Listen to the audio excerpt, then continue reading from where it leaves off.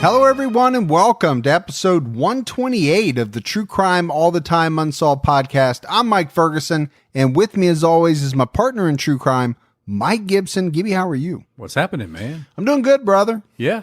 It's good to be with you in the studio. Sure. About ready to record a brand new Unsolved episode. It's going to be good. It's going to be great.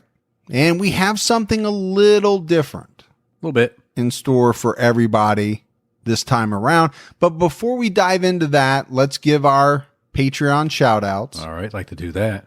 So we had Crystal Livingston. Hey, Crystal. Rebecca Hutton. What's up, Becca? Kim. Hey, Kim. Julia Neely. Hey, Julia. Laurel. What's up, Laurel? Amy Kay. Hey, Amy. Jill Evans. Jill. Eva Baker. Hey, thanks, Eva. Christina Lee. Christina. Sam Town. What's going on, Sam? Craig and Heather Denton. Hey, Dentons. Sydney Rosemore. Hey, Sydney. Lisa Auk. Thanks, Lisa. Wendy Wyatt. Wow. Thank you. Jillian Teropoulos. Teropoulos? Yep. All right. Actually, the way you said it is probably correct. I like your pronunciation better. It's good. Sherry Semino. Semino. Cassara Rhodey. Hey, thanks, Rhodey. Nikki Ross. What's up, Nikki? Adrian Outlaw. What's up, Adrian? Michael McAvoy. Hey, Michael. Yvette Duvall. Thank you, Yvette. Karen Wilson. What's going on, Karen? Lillian Lynn. LL. LL. Kate Jakubiak. Jakubiak. No? No. No. You transposed like 2 or 3 letters there. Lucy Taylor. Hey, Lucy. Jennifer Cook. What's going on, Jennifer? And Yvonne Byrne. Hey, thanks, Yvonne. So we appreciate all that new Patreon support. If we go back into the vault, Gibbs. Yeah, let's do that. This week we selected Donna Rubba. Hey, Donna, thank you. Been with us a long time Patreon supporter. Yes, she has. We appreciate all the people that continue to support us month after month. We had some PayPal support as well. Stephen Kessler. Hey, Stephen. Lisa Fizel. Fizel. Pauline Timms. Hey, Pauline. And Jennifer Mosier. Really, Jennifer Mosier. Look at that. So thank you to everyone. Big thanks. So Gibbs, we just this week recorded our first ever full-length Patreon-only episode on video. We did. It is for people that are non-technological, I guess is the right word. Yeah. It's a big leap forward in technology for us. It's a big leap everything for us. We're hoping that it comes out really well. Yeah. Now, by the time that this episode's out, it's already been out for a couple of days. If you're a Patreon member, hopefully you've watched it. You probably got a kick out of me directing traffic. I have a lot of arm movements, man. You were in your full furry suit. Yeah, I was wearing the furry suit. My assless chaps. That chair is not safe at any speeds anymore. That's exactly right. Just leave it there. Yeah. We also have a brand new episode out on TCAT. We do. It's on Alyssa Baker. Yeah. And tough story. This is a stepmother who murders and dismembers her stepdaughter. Horrible woman, man. Horrible. Yeah. Was married 7-8 times. Basically a master manipulator, trying to get whatever she needed from whoever she could get it from. Go to Australia just for a short little period of time. Yeah. Yeah. In Australia a little bit. The crime occurs in North Carolina. Yeah. So definitely check that out. Don't forget our brand new podcast called The Reviews Are In. It's out everywhere now, so go check it out. Yeah, some good stuff out there. Yeah, we got an episode coming out this week on the banana slicer. Love the banana slicer. 7,000 reviews on Amazon about this banana slicer, and something Gibby actually has in his kitchen drawer. I do. It's amazing. It's sitting there right now. All right, Gibbs, are you ready to get into this episode of Unsolved? I am. I mentioned it was a little bit different for us. We're actually talking about 2 separate unsolved murders. We are. The link between the 2 is merely that torsos were found at the scenes. So the cases are unrelated, really, other than that. They both revolve around a single torso. Yeah. So in the first part of this episode, we're talking about the Buffalo Cave torso in Idaho. This is back in 1979. And in the second part, we'll cover the 1977 unsolved murder of Paul Hurst of Knoxville, Tennessee. Now, these are not the first torso murders that we've done, Gibbs, not by any stretch at all. Not even the first that we've done on Unsolved. No. We covered the Cleveland torso murders, episode 81. We did the Black Dahlia. Yeah. Episodes 76 and 77. And the Boy in the Box, episode 58. All involved in some way torsos. So let's start out with this first case. We're in eastern Idaho. August 1979. A family had been hiking and searching for Native American artifacts. So they were in this area. They were camping. They're just kind of having fun, doing their thing. Yeah, I mean, we all have done that, right? Camping, and then you go hiking around. You try to find different things. At least that's what we did. We were just trying to find things on the trail, find things scattered about. I know you probably had one of those fancy metal detectors with the headphones. You were wearing black socks with tennis shoes. No? Was that not you? Did you see a picture or something? Yeah, I did. No, I never did. No. But those would be cool to have sometimes, those little metal detectors. Oh, I'm not making fun of the metal detector. Just to make sure I didn't leave anything. I know what you're doing. Yeah. So on this day in August, the family, they were looking in some caves. Again, hoping they could find some Native American artifacts, maybe some pottery, arrowheads. People are always looking for arrowheads. Everywhere, man. Everywhere I go, people seem like that's what they're looking for. Certain trails and fields. Sure. Yeah. They were digging around inside some of these caves. And then they got into a cave known as Buffalo Cave. Still digging around for artifacts. But Gibbs, what they dug up was a human torso. It's not the jackpot you want to hit. No, not at all. I guarantee you when they set out on this family camping trip, there was no part of the itinerary that talked about finding a human torso. It was last one that finds a human torso is a rotten egg. No way. No. They would have never thought about that. This wasn't a huge dig, right? This torso was found in a pretty shallow grave. Was said to have been about 12 to 18 inches. The torso was wrapped up in some old burlap sack-like material. They could tell it was a man. The torso was wearing a pink shirt with a maroon sweater over top of it. Definitely the 70s, man. That color scheme. Pink and maroon. Yeah.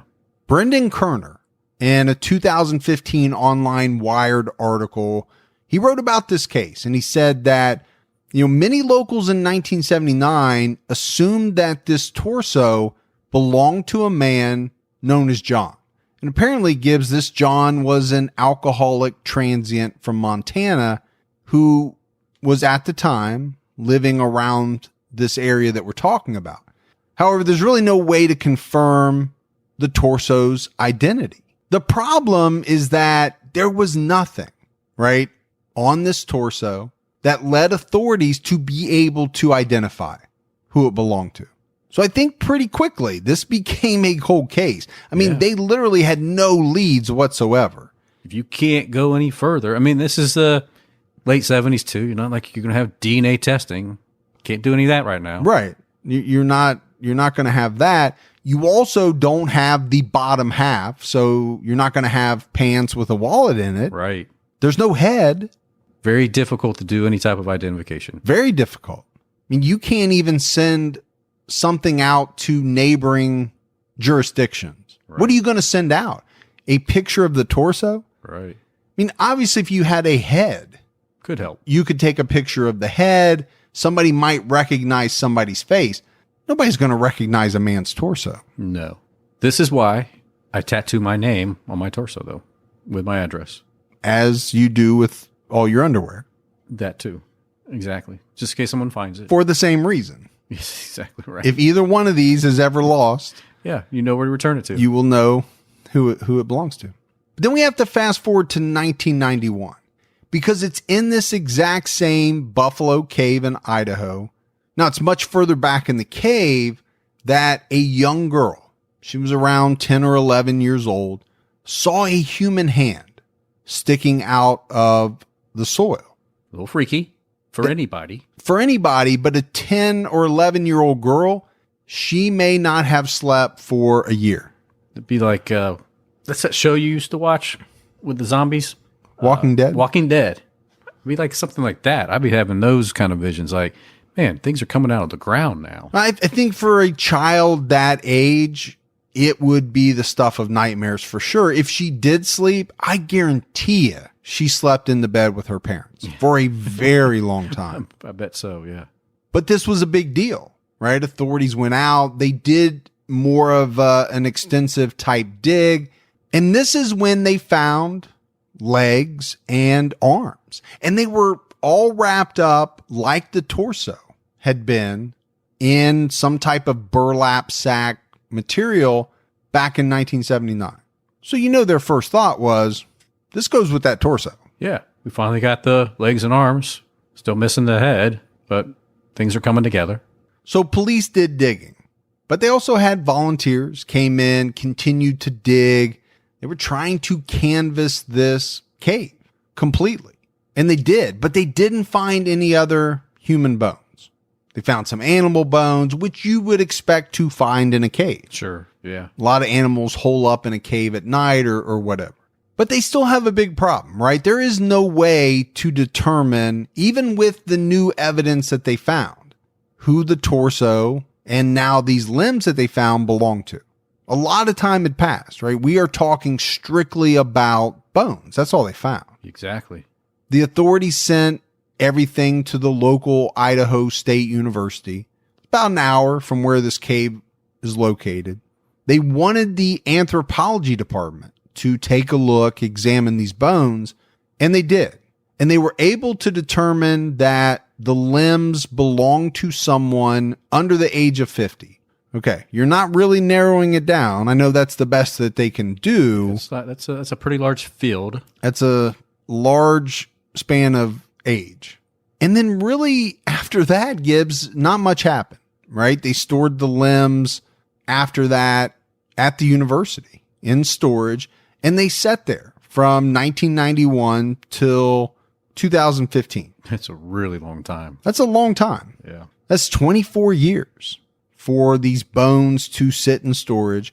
It wasn't until the county appointed a new sheriff, and the sheriff was reviewing this cold case that he reached out to a professor in the anthropology department who specialized in forensics.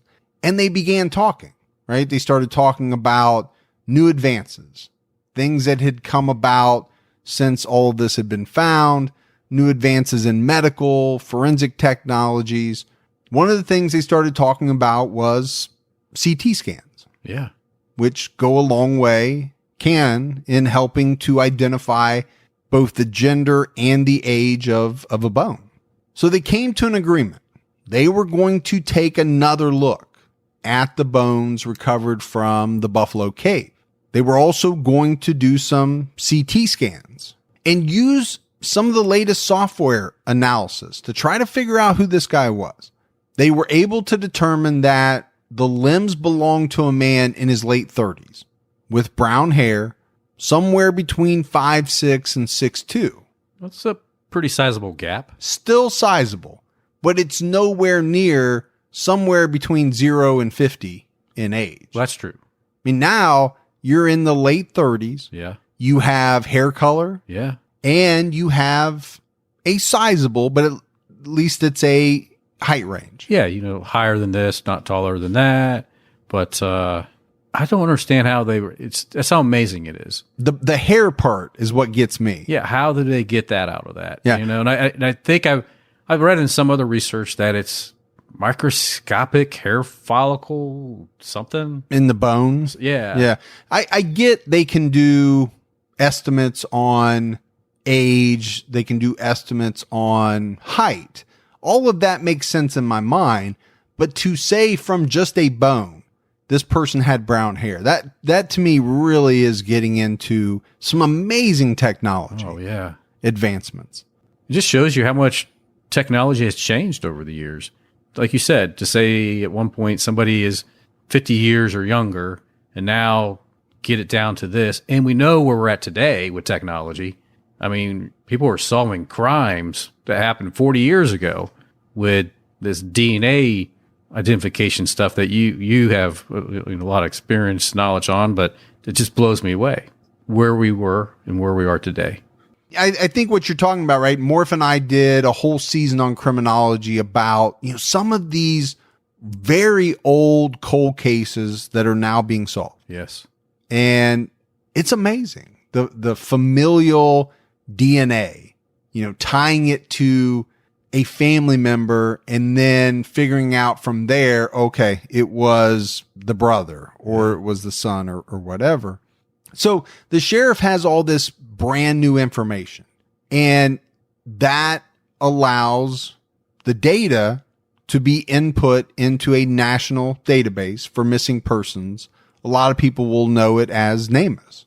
This database is filled with information about unclaimed, unknown, unidentified bodies. To me, it's amazing that we have a database dedicated to this, that we have that many. Yeah, there's over 10,000 John and Jane Does in this system. Now, I get it. A lot of them may be old. Sure.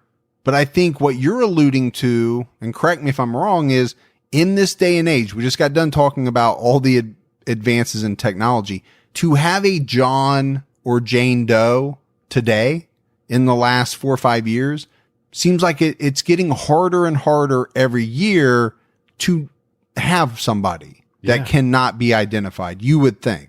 Now, I still think even today, you find a torso and nothing else. Yeah, okay. Analyze the bones. You can tell it's this range, or you're not going to be able to identify that person. No. Unless they have some identifying tattoo. You're able to put that out in the media or something. Somebody comes forward and says, I know who that is. Exactly. Without a very special identifying mark, I don't see it. It's going to be a shot in the dark, man. So this new sheriff had really high hopes, Gibbs, that putting this data into NamUs, which is a national database, would cause a hit, right? It would cause a match to some missing persons report somewhere in the country back from the 1970s. And then once you have that, then you can use some of that new technology, right? You can take the DNA from the bones. Yeah. You can match it to this missing person's family, and then voila, you have confirmation. Right. That who this person is. That's one of the things that Morph and I talked a lot about in that season. Yeah, you've got all this great technology, but you still need some things to break your way. Yeah, because it sounds kind of like a long shot, Will it happen? Can it happen? Like you said, things you got to have a little luck on your side. You do. I mean, you have to. So if you look at this case, right? Number one, the person would have to have been reported as a missing person. Yeah. It would have had to have been entered into the database for any flag or matching, to occur. Right. There's a lot of things that have to happen and break right, I think. You mentioned it, long shot. A lot of times it does sound like a long shot, but it works out, right? From time to time. And all that effort is worth it once you figure out one of these really old cold cases. So I grew up in this medium-sized city called Inglewood. Mm-hmm. And I wasn't trying to think how old I was at the time. I was probably 19, 20. But they found a nude body right off the highway, Interstate 70. And you said it wasn't me. I definitely said it wasn't me. Can I go home? Because my house was only like, half a mile up the road. So this is pretty close. It was pretty close. Yeah. And of course, this is big news for our city. But at the same time that this body was discovered in my city, unknown to our community, the law enforcement and all that, out over in Missouri, a mom reports that her daughter is missing. And this daughter is Paula Davis. Now, this is important because this will come back around. So back in my town of Inglewood, the woman that was never identified, she was buried in some local Dayton, Ohio cemetery that they would put people that couldn't afford a grave. Like an indigent cemetery? Yes, exactly. Yeah. So they buried her there. Sometimes called a pauper cemetery. Yeah. So they buried her as Jane Doe. And, it was kind of alarming for a lot of people to think that this could occur, in the city that we lived in, and that the fact that no one was claiming the body. I think that was kind of sad. So what was interesting to me was that this Jane Doe was one of the first to be placed into the NamUs system in 2009. They entered her age between 17 and 25 years old. Says she was 5 feet, 5 inches tall, weighed 125 pounds. They talked about that she was strangled either with wire or rope. She was a Caucasian woman, brown eyes, brown hair, that she had on blue jeans, a blue headband. She also had a tattoo of a unicorn on her right breast and a red rose with some of those green leaves on her left breast. So that's quite a bit of information to put in that system. I think it's very good information, right? The tattoos especially. So that same year, in October 2009 that you're talking about, Gibbs, the family of this missing woman, Paula Davis, they saw a TV public service announcement about NamUs and how people could search it. So they wanted to give it a try, right? They are looking for their missing loved one. It took them a few tries because I think they were trying to be as specific as possible in the search. Yeah. That's the way that I understood it. And the issue is the more specific you get, the more things are going to be excluded, right? So for example, they were putting in Missouri. Well, unfortunately, their daughter was not in Missouri. Right. She was in Ohio. So the information about the Jane Doe that would actually turn out to be their daughter, it wasn't coming up because they kept saying, we're in Missouri. Yeah, they never thought that she could be taken out of state. So once they took that out, they started to find several entries. They're scrolling through them. They're looking at the information. And when they got to the last one, they saw Paula's information. They saw that, this person had a tattoo of a unicorn, a tattoo of a red rose with green leaves. They knew. That was very specific. They knew it was her. Yeah, hard to not recognize that. And then I think what really sealed it for them was when they saw what was listed as the clothes that this victim was wearing. They knew it was a match. Yeah. But they still needed to do DNA testing to be 100% sure. So one of the family members gave up, their DNA. It was tested and it was a match. So that was a case of a Jane Doe that was solved using NamUs. The family was able to get their loved one back home to Missouri, bury her there. Yeah. And then they knew what happened to her. It's a big deal in these unsolved cases. It really is. And we'll cover this on a later episode because this is a pretty big case for the area I grew up in. But I didn't want to get into all of it at this time. Yeah. But it helped to show how good this system works. I think it was a perfect tie-in for the NamUs system. Perfect. So the family has their loved one. Now they also know that she was murdered. And detectives in Missouri know that she was murdered. So they can investigate it in a much more concentrated way. Right? Because before it's a missing persons case. They don't know what happened to her. They don't know where she is. They don't even know if she's technically deceased. Now they know a lot of things. But as it ties back to this case in Idaho, the sheriff is still trying to essentially do the same thing. Yeah. Right? Find a match in NamUs to what they found in the Buffalo Cave. Hopefully they do, because there is probably a family, just like the family we just talked about, that has been wondering for 40 years what happened to their loved one. Yeah. Where did my brother go, my dad go, whoever. My son, whoever it was. Yeah. What happened to him? So hopefully they get a hit. Hopefully one day this sheriff figures it out. Until then, it will remain an unsolved case. Yeah. I am intrigued how everybody's professional about it, because they could have just brushed it. Like, yeah, we're never going to find it. We're never going to just box it up. They could do that with a lot of cases. Yeah, but they're actually trying to resolve what they can. Well, I don't know anything about this sheriff. I'll just say that. He could be the worst guy in the world. I have no idea. Yeah. But it sounds like, just based off this one case that we're talking about, this is the kind of sheriff you want to elect. If he's working this hard on a cold case? On a 40, what back then was a 35-year-old case. Yeah. Imagine what he's done with the other cases. All right, Gibbs. So let's jump into the next case. Saturday morning, November 26, 1977. 2 teenage boys were hiking when they discovered the naked torso of a male. This was on Cherokee Trail near a private road in Cherokee Bluffs in southern Knoxville, Tennessee. So kind of set the scene of where this takes place. I'm just trying to think about being a teenage boy running it's kind of like that movie with those boys walking the railroad tracks. Stand By Me? Stand By Me. Why, yeah. why is it that I always know what you're talking about and the reference is so far out there? You're just that good, man. No, I just know you. Yeah. You and I have spent so much time together.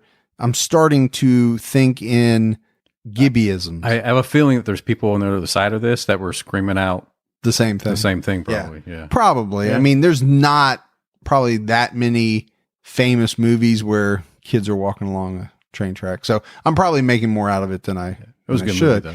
It would be better if you could just remember the name of the movie. It would be helpful. Yeah. Do you know who wrote that? Uh-uh.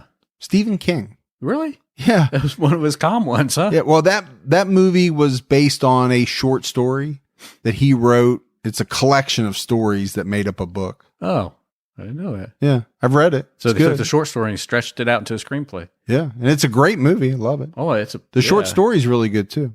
Wow. Didn't know that. Well, we all learn something each and every day. Yeah. Me more so than others. Knoxville, Tennessee. Yes. Kids find this torso. Investigators come out. The medical examiner, got to the scene. Based on their initial observations, they thought that the torso belonged to a man in his 30s. One thing about this case is, and the medical examiner put it in his report, rigor mortis had not even set in yet. So this didn't happen that long before these kids, came upon the scene. So pretty fresh.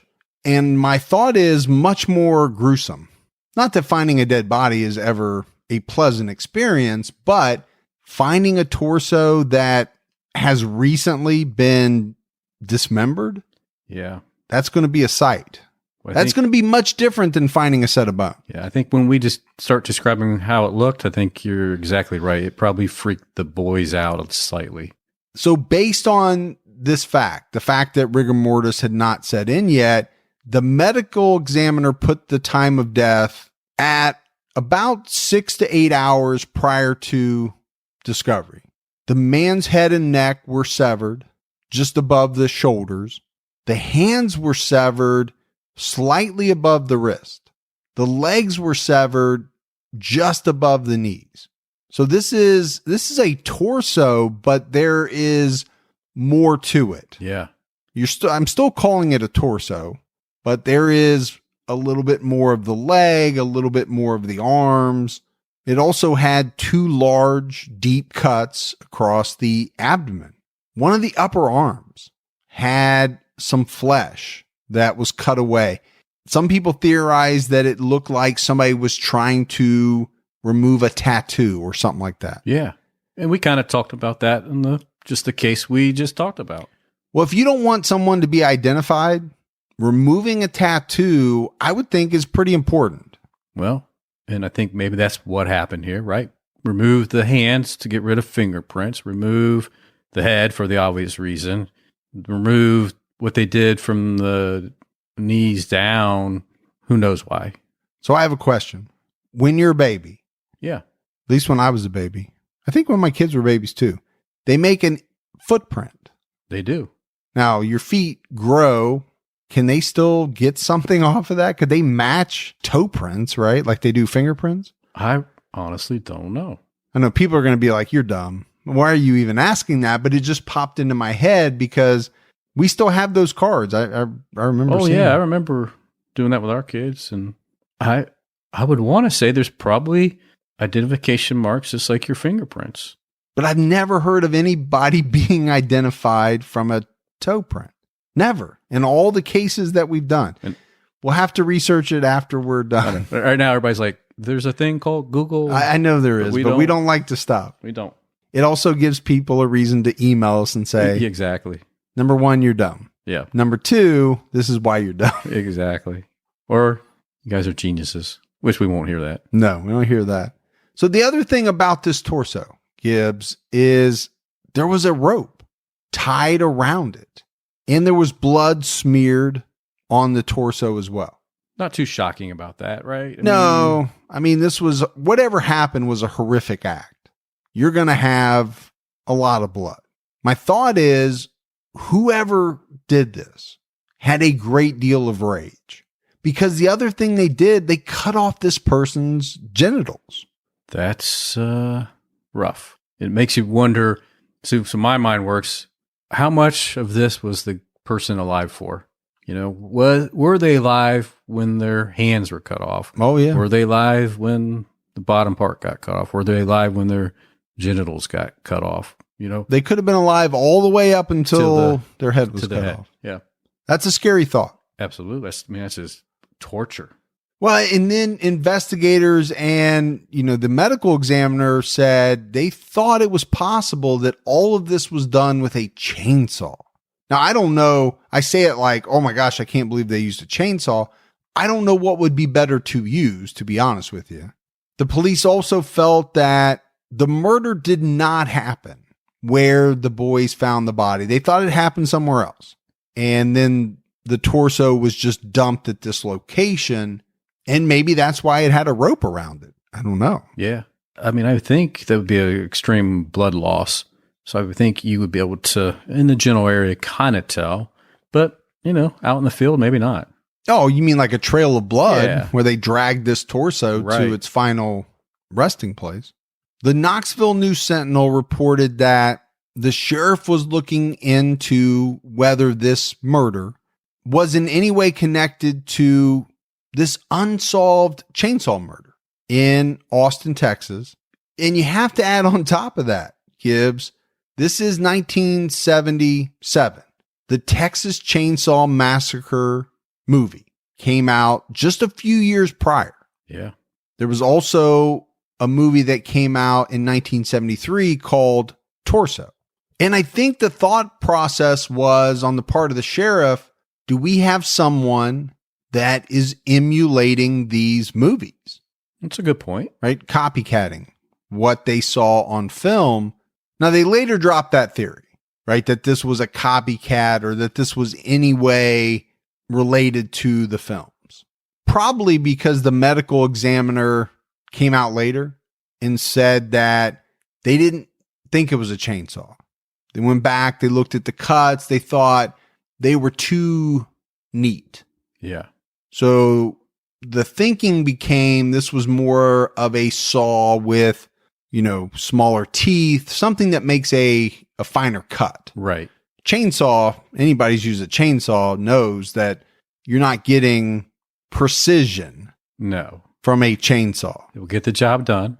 Just won't be pretty. It won't be pretty and it won't be neat and tidy at all. Yeah. Now, we talked about what was found. We also talked about what was missing. Those other body parts have never been recovered. Makes it hard to identify. I was going to say that's a problem, right? You don't have the head. So let's look at what you don't have. You don't have the head. Yep. You don't have the hands. Those would be the two big ones. Yeah. We're still up in the air on this feet thing. Right. these toe print things. You got a chunk of skin on the arm missing. Which would have most likely been a very distinguishable feature. Yeah. Something very easily identified by a family member or a friend or something like that. And then missing the genitals. Not that would be able to help identify somebody, but unless it was John Holmes. I don't think that's something they sent by teletype or telefax or whatever they used back then. Right. They weren't posting that in the post office. Yeah. Recognize this. Have you seen this? But I think it tells them something maybe about the murder. I don't think that somebody's genitals would help them necessarily identify unless it had a very distinguishing feature. Yeah. A big mole or no, I'm just no. I get you. When you say mole, I start thinking of the moly. Yeah. I knew you do, but and all joking aside, it's possible to have a very distinguishing feature on your Johnson. Birthmark. There's all kinds of different things. Yeah. But I don't think necessarily that's the reason why somebody would cut off somebody's genitals. No. To me, that goes most likely to the point of why was this murder committed in the first place? Yeah. Because to cut off somebody's private parts, to me, suggests that you're upset with them about possibly something that has to do with that. Yeah. They cheated on you. Right. If you're a woman, they cheated with your significant other, and you're getting back at them saying, not only am I going to kill you, I'm cutting off your manhood because you used it in a way that you shouldn't have used it. And I'm doing it while you're awake. Oh, that's the worst. So there was a family of a man that went missing around the same time that this torso was found. They called police. So based on the call, authorities started to try to figure out if this torso belonged to this missing family member. And eventually they identified the torso as belonging to a local missing Maryville, Tennessee man named Paul Wayne Hurst Sr. He was 54 years old at the time, and he was pretty well known around the area. He's kind of a local celebrity. He was a Golden Gloves welterweight champion back in the day. It's impressive. Yeah. He was a factory worker, but he was the family member of the people that called police. So the authorities did a comparison. They took some x-rays of the spine of the torso and they compared them to some x-rays known to have been taken of Paul Hurst's spine because he had a back injury some years prior, but we talked about it. Paul Wayne Hurst Sr. had been a boxer. At the time, he was a boxing coach. Yeah. But he still worked out every morning. Really good shape. He was extremely fit. The problem is we mentioned that authorities at first thought this is the torso of a person in his 30s. But they explained that by saying, okay, even though this guy was 54 years old, he didn't have the body of a normal 54-year-old guy. This guy worked out all the time. Yeah, he was in really good shape, man. So his torso looked more like a guy that was in his 30s. This was the explanation that authorities gave. And the police said whoever did this to him, they didn't get away without getting hurt themselves. This is a tough guy. Knew how to box, knew how to put the hurt on somebody. Well, he wasn't going to go down without a fight. No. This wasn't a guy that you would pick on and expect not to meet a great deal of resistance. The investigators couldn't find any motive, though, to why anyone would want to torture and kill Paul Hurst. They thought, okay, it's got to be some type of personal reason. Why go through all the effort to remove identifying marks such as a tattoo, right? As well as remove this guy's genitals. Yeah. It's got to be something personal. And we kind of hinted about that. There had to be some type of anger towards the victim. So they started investigating this as the homicide of Paul Hurst. They looked into and interviewed over 100 different people. There was a $15,000 reward for any information that led to an arrest and a conviction. As they're looking into all these leads, right, they started to talk. They started to interview close family members. They talked to Paul's ex-wife, Reba. And this was a pretty new thing. Right? They had just recently separated. Yeah, they were still cohabitating together. Still living in the same, under the same roof. Yeah, just not sleeping in the same bed. Which is a little strange because it was found out that Paul was dating some women. That's always a strange situation. Yeah. You used to be married or you were boyfriend and girlfriend. You break up. You split up. Yeah. But because maybe of financial reasons, it takes a while to completely disengage, Right. find a new place to live. Yeah. Honey, you going out to dinner tonight? Yeah, I'm going out with what's her name. Probably doesn't go over very well, especially when you show up getting home late. Where you been? Well, hey. Or bring that person home with you. Yeah, That would not go over well at all. That would be unadvisable. So investigators are talking with Reba, and she's going through the timeline of events prior to Paul Hurst disappearing. She said she and Paul went out to dinner the Tuesday prior to Thanksgiving. Then they came home. They went to their separate bedrooms, and this was the last time she saw him. She said at the time, Paul had the week off. He was on vacation from his job.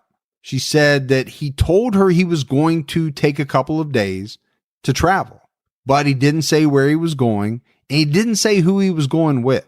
Kind of a mystery. It is a mystery. I mean, my first thought was, okay, why does he need to tell her anything? We're exes. But at the same time, they're still going out to dinner together. So it couldn't have been a relationship that was very contentious. They must have been still pretty civil. I would think so. I mean, I know they had a couple kids together, so maybe older kids, but maybe they were just, like you said, just trying to get along to be along. What did you say? Get along to be along. Get along to be along. What does that mean? It means you got to get along while you're trying to be along together. Are you saying along? I did, but I put the B in front of it. Be along. Be along. Yeah. Okay. Is that a saying? Get along to be along. It is now. So Reba went on to tell investigators she went to work on Wednesday, and when she got home, Paul wasn't there. So in her mind, Gibbs, she assumed that he had left for this trip that he had talked about. Sure. But he never came home.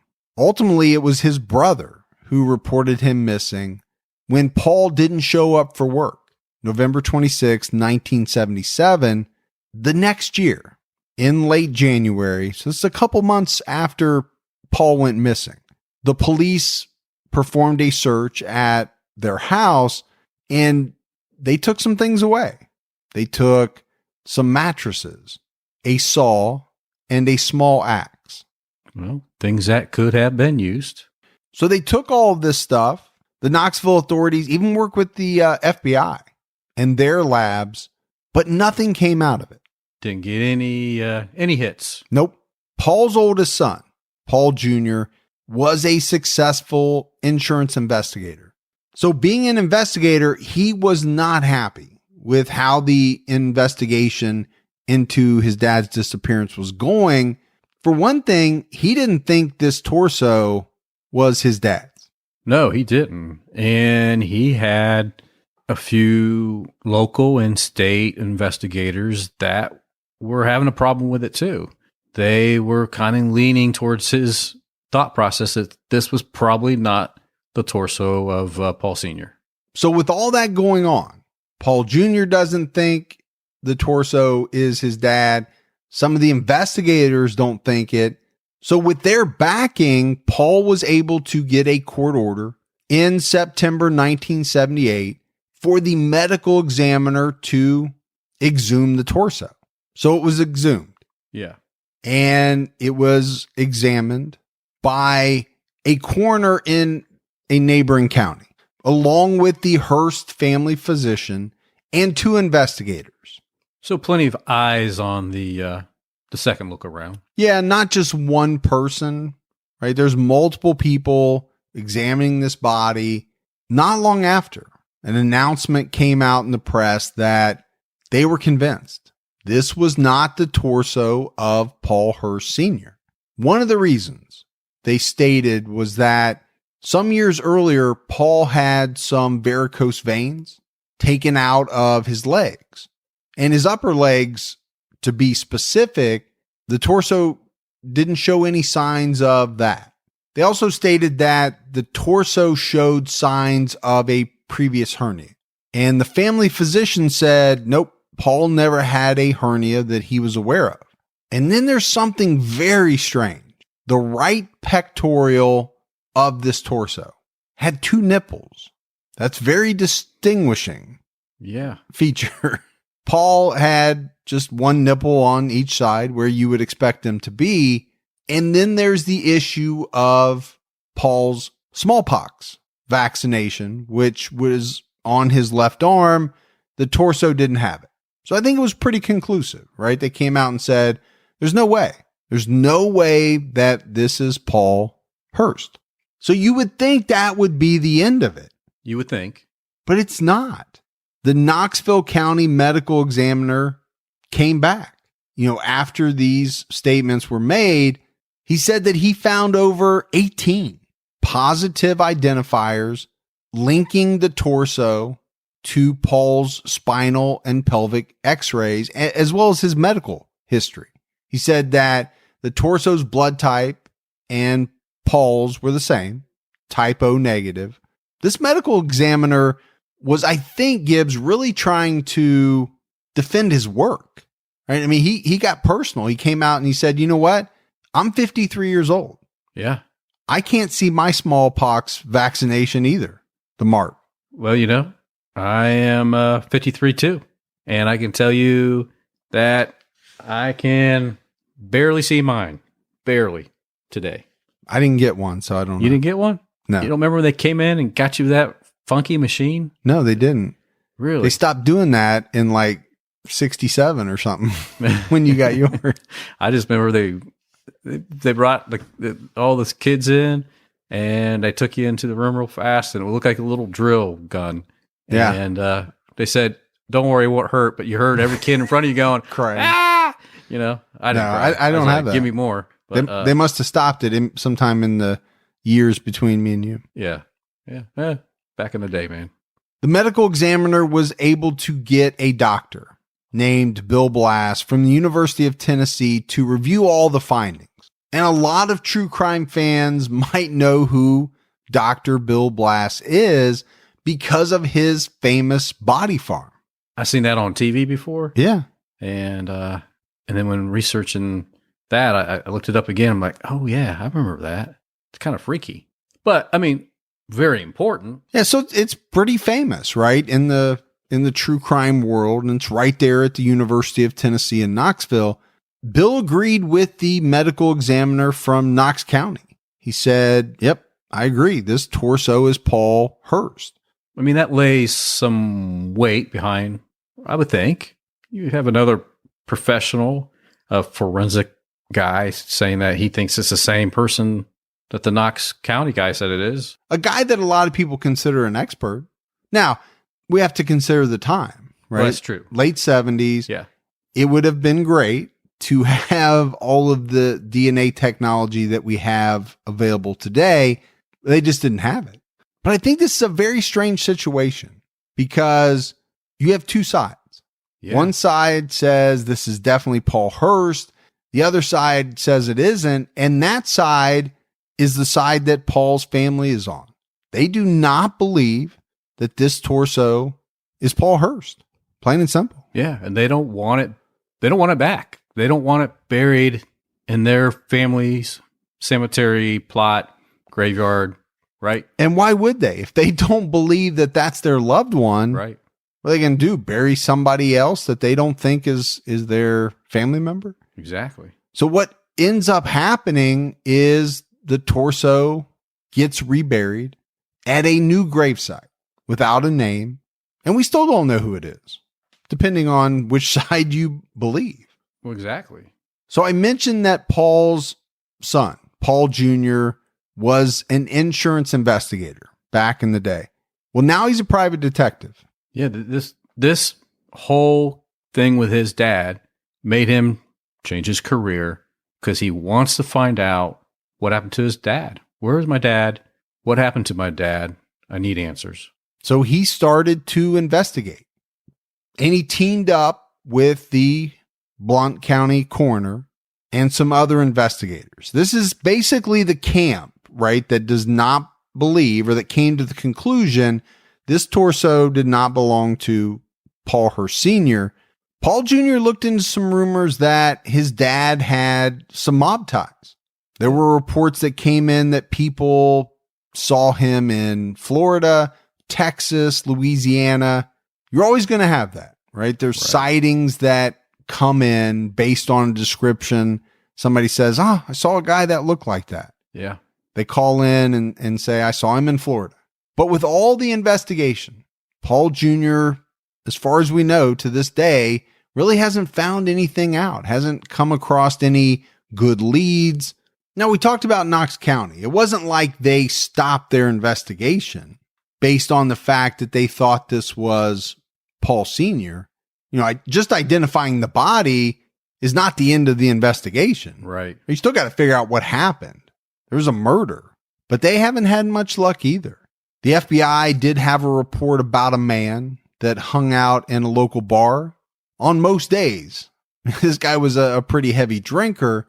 He was also a veteran of the Vietnam War. And apparently he told some people in the bar that he killed Paul with a gun because Paul was messing around with his girlfriend. Well, we kind of talked about it, looking at the torso. When we're talking about the torso, it looked like whoever did it was really upset because they took off the genitals. But if that's not Paul, based off what the family report said, then it doesn't mean anything. Doesn't mean anything. Right. It just means some other guy ticked off somebody else. But there's another problem, right? So the FBI hear this information, they go to investigate. They can't find this guy. They never find this guy, as far as I could tell. And not uncommon to get certain leads like this, right? Where people say they heard. There's always somebody hearing something. Yeah. Now, did they hear it correctly? Right. Or did somebody get upset with this guy? Because I think that happens a lot too. Oh, I agree. You got a beef with this person. Well, what's a better way to mess with somebody than to embroil them in a murder investigation? That definitely would mess them up for a little bit. Yeah. Call the police, call the FBI and said, hey, I know you found a body. This guy, Harry, at the bar, he's been running his mouth saying that he killed this Paul Hurst. Well, come to find out, this guy, you just don't like Harry. Right. And you're tired of him and you want Harry to go away. You don't want to kill him. I'll set him up for murder. Yeah. See what happens with that. As we wrap this up, Gibbs, the case of Paul Hurst Sr., it remains unsolved. No matter how you look at it, right? The murder of whoever this torso belongs to, that remains unsolved. The question of the identity of the person, that depends on which camp you're in. Yes. Right? Whether or not you believe it's Paul Hurst Sr. His son has mentioned to some people that he feels like his dad was most likely attacked by probably more than one person, which makes sense. Does make sense. From everything you read, Paul Hurst was not a guy you would probably want to try to tackle alone. Yeah. One-on-one, probably not going to come out in your favor. His son believes that he was most likely killed by a jealous ex or a husband or something like that of one of the women that his dad was dating. And you and I kind of talked about that too. It's a very plausible theory. Yeah. Husbands and exes get extremely upset when you date their wife or their ex-girlfriend. They don't like that. So no, it's frowned upon. It's frowned upon. For sure. Yeah. They will threaten to kill you, I'm sure. Paul's ex, Reba, that we talked about, she later remarried, but she died in 2009. And prior to her death, Reba didn't make any big disclosures, Gibbs, that would have, broken this case wide open. There's no deathbed confessions. I don't know if there was anybody that ever thought she had a hand in the murder, but there's always the possibility that she may have known more than she ever told authorities. I think that possibility exists with anyone. Oh, I think people are very good at some people are very good at keeping secrets all the way to and the sometimes end. They don't even lie, right? You don't have to lie. No. You're just not disclosing something that you know. Right. Which is different. You may not lie to a direct question by an investigator, but you know something else that they haven't even asked about and you never tell. It's like you saying, Gibby, did you poison my water? I'd be like, poison your water? Do you want more water? That's a dead giveaway. When anytime anybody says it back to you in the form of a question, that means they're stalling for time because they're trying to figure out a way to weasel out of this situation. When you said, did you mean did me? What do you mean by the word did? Yeah. I'm not sure what you're asking me. So obviously this case remains unsolved. We're talking about it on Unsolved. The second part, the second case. Right. It's just fascinating to me. Not that the first one wasn't, but when you add in the fact that, okay, there's a guy that goes missing. He was due to be at work and failed to show up on the day that these kids found the torso. Yeah. Wasn't like he went missing months and months before. No. The timing all adds up. Yep. And then when you get into the part about there are real professionals, whole team of professionals that believe without a doubt that this is Paul Sr. Yeah. And then a completely separate group of professionals that has the family in their camp saying, no way. Yeah. And you can go to the hernia thing. Look, I had hernia surgery 2 years ago. No, a year ago. Are you asking me? Well, you should know when you had your own damn surgeries. Yeah, it was just a little bit more than a year ago. My doctor wouldn't know that. I didn't go see my doctor. My doctor wasn't the one that discovered my hernia, right? The ER discovered it. Then I went and saw. You don't think your doctor has that record? Well, maybe they do today. Back then, I don't know if they really had that because it really wasn't electronic. In 2019, your doctor knows you had that. Yeah, he knows everything I've done, probably, I know. Right? He knows things you do at home that you don't want anybody else to know about. Yeah. Yikes.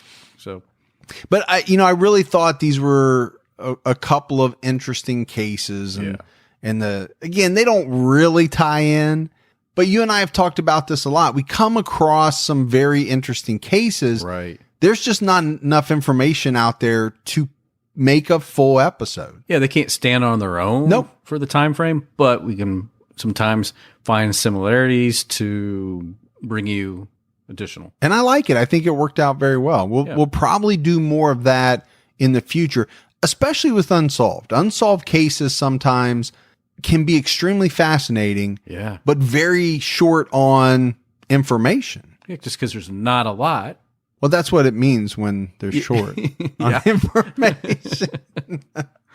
Glad you clarify that for me. You crack me up. It's because there's not a lot of information. Yeah. Just when I think you couldn't possibly be any dumber, you go and do something like this. And totally redeem yourself! I've been waiting on the time to play that one. Not that I'm calling you dumb at all. I don't want anybody to think that. Never. We got some voicemails, Gibbs. You want to hear those? Let's hear it. Hi, Mike and Gibby. This is Danielle from Boston. I'm a huge fan of the show, both True Crime All the Time and True Crime All the Time Unsolved. I've been a huge true crime junkie for over 15 years. Absolutely love it. This podcast is amazing. I get to listen to it on the way to work, at work, coming home from work, working out at the gym, all the time. My husband is not into true crime at all, thinks it's kind of weird that I'm into it, but he's just started to get into it, so it's great. We watch documentaries together, and he's finally listening for the podcast himself. And it's great because now we have something to talk about together. I am both Team Mike and Team Gibby, but I gotta admit, just a little bit more Team Gibby. But you guys are so great. So stay safe, keep your own time ticking. Bye. How you like those apples? What do we always say, Gibbs? The family that listens to true crime together. Oh, yeah. Murders together. Stays together. Oh, stays together. Yeah, sorry. Yeah. You and I have different interpretations on that. Yeah, my bad. I'm sorry. that saying. Yeah.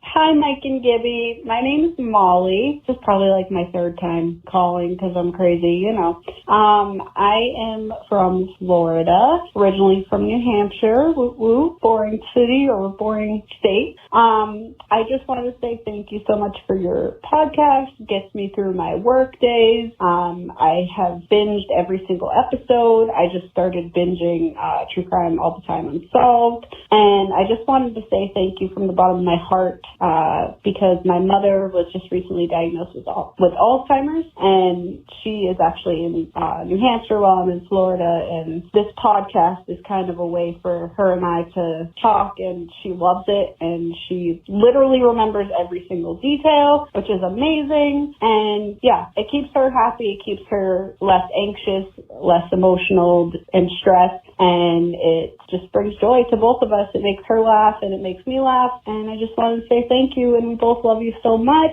And if my mom's listening, hi Mom. But yeah, thank you so much for your podcast. Keep it up. And yeah, thank you so much. Bye. What up, Mom? Wow. So she's binging Unsolved. Hopefully she gets to this episode and hears her voicemail. I got to be honest, I got a little misty-eyed on that one. Yeah, you did. Stuff like that really gets to me. Yeah. So yeah, we got things like that, and just like you said, it's nice to hear. It is, and it makes me feel good because we didn't set out to do that. We're not trying to bring these two people together. It's just a byproduct of the podcast. Yeah. Okay, so it happened to work out that way, but it makes me feel great in some way. I don't know why. And you should feel good, and it helps out with when you feel bad for the way that you treat me. They kind of cross each other out. Yeah. Hi, my name's Naomi. I'm calling from Vancouver, Canada. I just wanted to finally give you guys a call. I've been listening for a couple months now. Every day, actually. Helps me in the morning wake up and helps me fall asleep at night. And at work and on the way to work and on the way home. And I just want to say that you guys are both just really amazing guys. And you give me hope in men. And actually, that's pretty funny to say. But yeah, actually, you give me hope in men and show me that there's like actually good guys out there. And I kind of look up to you like the uncles I never had. You guys are super funny, and I just love what you do. Yeah, so thank you for all your hard work and all the time and energy that you put into this. And, it's really amazing. Thank you, and keep your own time ticking. Bye. Uncle Mike and Uncle Gibby. Yeah, I'm kind of blown away, to be honest with you, with all these kudos. Yeah, that's nice. Makes me feel really good, and I know it does you too. Absolutely, it does. Appreciate it. Hey, Mike and Gibby. This is Rosalie. I'm currently in Michigan, but I will soon be in California. Listen, I am a psychic, and I give people readings all the time. I just wanted to say I love the podcast, and I appreciate that when you guys discuss psychics, you're respectful and yet curious. So really quick, I can't speak for every psychic, but no, we don't get the lottery numbers, and we can't actually predict the future. We all have different gifts, but most of us are leaning into energy and then translating what comes through. Some of us see things like a movie or a video, and some of us get words or images. It's different for everyone. I'm not saying there are not a lot of frauds out there, but lots of us are real too. So I just want to tell you, I would be more than happy to give either one of you a reading anytime. Again, love the podcast and think you're both awesome. Thank you for everything you do, and keep your own time ticking. So I love this voicemail. I knew I wanted to put it on. Sure. The topic of psychics comes up a lot. It does. Especially in true crime, because a lot of, agencies use psychics, family members use psychics. Yeah. I don't think I've made any bones about it. The fact that, I am, like she said, I'm curious. Right. I'm fascinated by it, but I'm also skeptical. Nobody should take that in a bad way because I'm skeptical about everything. You're skeptical of me. Very skeptical. Yes. I'm not even saying the word skeptical right. That's how skeptical I am. That's scary. But there is a special fascination for me with this type of stuff. Yeah. I don't have it with Bigfoot or Loch Ness or anything like that. I'm skeptical in a way that basically I don't believe in any of that stuff. I'm skeptical in about psychics more so in the way that like she said, I do believe there are people that are able to tap into something that most of us can't. Right. I honestly believe that. Yeah. I don't know what it is. I don't know how it works. We've all heard the stories of, and this isn't really a psychic thing, but you've heard the stories of a mom 2,000, miles away from her daughter. Her daughter is going through something and the mom feels it, experiences it or something. I'm sure, like she said, there are a lot of frauds in the field. It's something that kind of lends itself to fraudulent activity, saying you can do things you can't do. But I'll say this, it's something I'm fascinated with. I'd love to do a reading.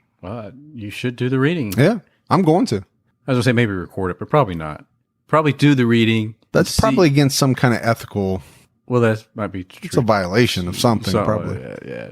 Plus, she might say something I don't want everybody else to hear. Yeah, that's true. You should do it, though. But Make it anyway, happen. appreciate you calling in. Absolutely.